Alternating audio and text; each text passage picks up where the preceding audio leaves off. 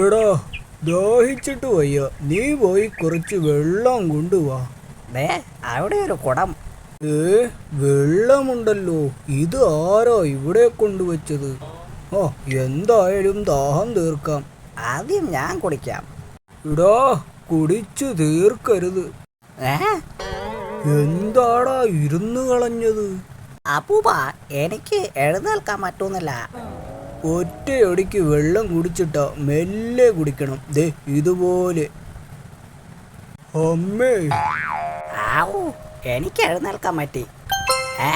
ഇതെന്താ ഡാൻസോ? അനങ്ങാൻ പറ്റുന്നില്ലടാ.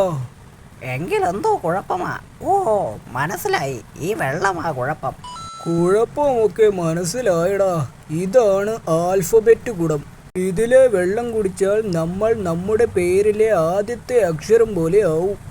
നീ എല്ല് പോലെ ആയില്ലേ, ലുട്ടാപ്പിയുടെ എൽ. ശരിയാ, അപ്പൂപ്പൻ കേ പോലെയാ. ഇനി ഞാൻ രക്ഷപ്പെടണമെങ്കിൽ വേറെ ആരെങ്കിലും വെള്ളം കുടിക്കണം. ഇത്രയൊക്കെ അറിഞ്ഞിട്ട് അപ്പൂപ്പൻ എന്തിനാ അത് കുടിച്ചത്? എടാ, അതിന് ഈ കുടമാണെന്ന് മനസ്സിലായില്ലടാ. നീ തന്നെ കുടിക്ക്. നിനക്ക് ചുമ്മാ എൽ പോലെ ഇരുന്നാൽ പോരെ. വേറെ ആരെങ്കിലും വരുമോന്ന് നോക്കാമെന്നേ. ഏതെങ്കിലും കഴുതയോ കുരങ്ങനോ ഒന്ന് കുടിച്ചാൽ മതിയായിരുന്നു. കഴുത കുടിച്ചാൽ ഡി പോലെ നിൽക്കും. ഡോങ്കി. ഡോങ്കി എന്ന് നമ്മൾ വിളിക്കുന്ന പേരല്ലേ? കഴുതയുടെ അച്ഛനും അമ്മയും ഇട്ട പേര് വേറെ ആയിരിക്കും. അപ്പൂപ്പ, ദേ വേറൊരു ഡി വരുന്നു. ഡാഗിണി. ഇതെന്താ വ്യായാമമോ? കുട്ടൂസ, ഒരു സർപ്രൈസ് ഉണ്ട്, പറയട്ടെ. ആദ്യം വെള്ളം കുടിക്കേ.